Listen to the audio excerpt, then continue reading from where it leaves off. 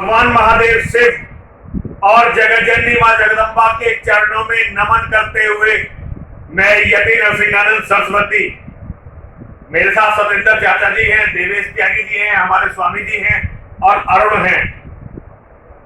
एक बात का ध्यान हिंदुओं को दिलाना चाहता हूं।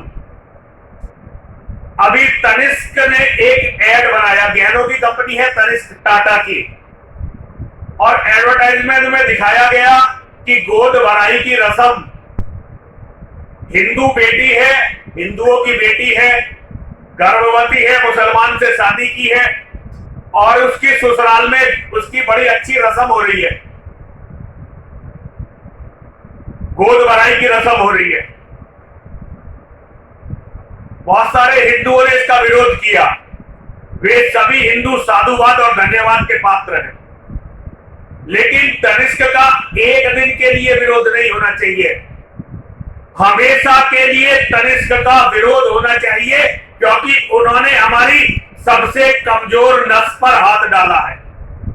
आज हिंदुओं की बेटी रोज लव जिहाद में मारी जा रही है और तनिष्क के साथ ये एक बात और दुखद है। तनिष्क कंपनी टाटा की कंपनी है, टाटा पारसियों का एक ग्रुप है।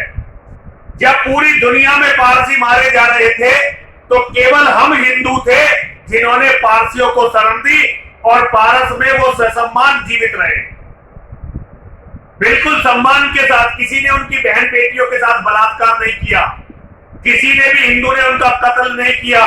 जब तक यहां हिंदू बाहुल्य रहा वे सब सुरक्षित रहे।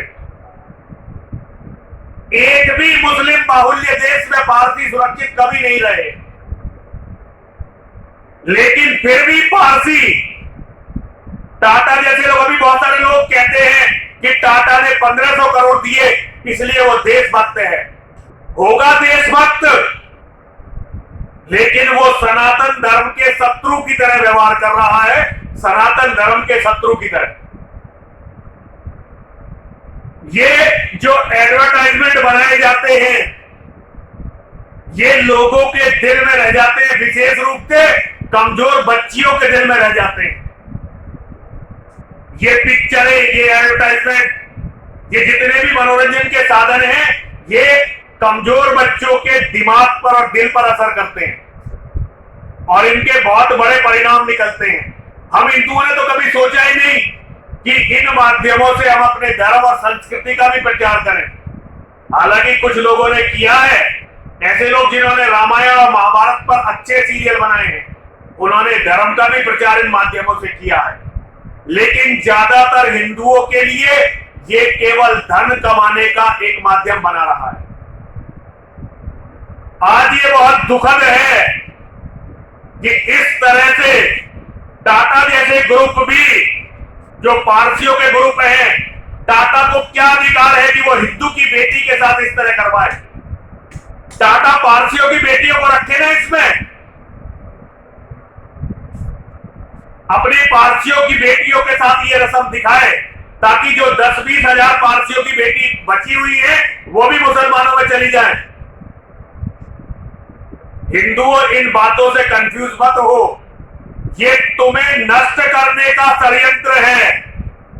मेरा केवल इतना कहना है, जो किसी भी तरह से धर्म के साथ विश्वासघात करते हैं, हमारी बेटियों के साथ फसाने इस तरह का व्यवहार करना चाहते हैं, एक बार भी अगर कोई ऐसी हरकत कर दे तो कभी उसे क्षमा मत करो, कभी क्षमा मत करो, क्योंकि अगर तुमने क्षमा कर दिया तो फिर दूसरा इन हरकतों को करेगा। इसलिए तनिष्क का कोई एक बार के लिए नहीं, हमेशा के लिए तनिष्क का बहिष्कार करो। और फिल्मों में भी जितने लोग लव जिहाद के इस तरह से वायस बनते हैं, कारण बनते हैं, उन सबका टोटल बहिष्कार होना चाहिए। मैं आज केवल हिंदुओं तुमसे यह कहना चाहता हूं, गुस्से को क्षणिक मत रखो, अपनी मानसिकता को बदलो। जिस दिन धर्म की लड़ाई तुम्हारी मानसिकता में आ जाएगी, जिस दिन धर्म की लड़ाई तुम्हारे दिमाग में आ जाएगी, उसके बाद तुम्हें कोई पराजित नहीं कर सकेगा।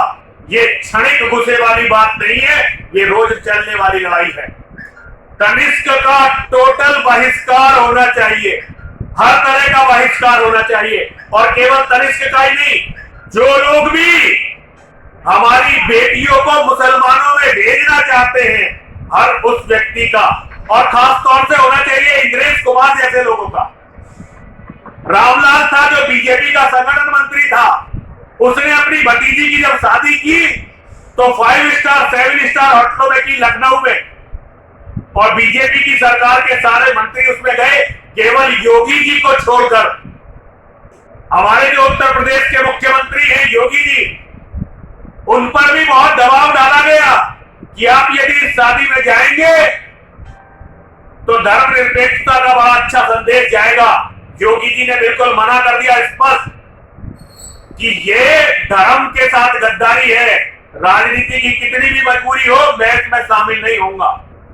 तो इंद्रेश कुमार जैसे लोगों का, रामलाल जैसे लोगों का, ये लोग किसी भी तरह से, इंद्रेश कुमार क्या करता है, हर साल रक्षाबंधन मनवाता है, उसमें मुस्लिम लड़कों को बुलाता है, हिंदू लड़कियों को बुलाता है, वे लड़कियां मुसलमान लड़कों को राखी बांधती हैं।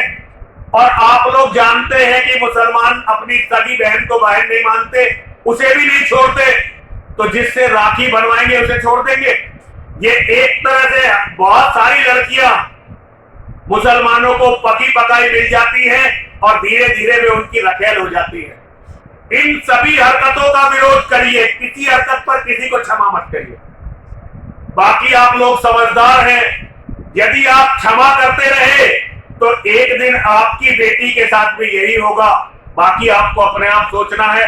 सभी बोलिए बोलिए हर हर महादेव, हर हर महादेव, हर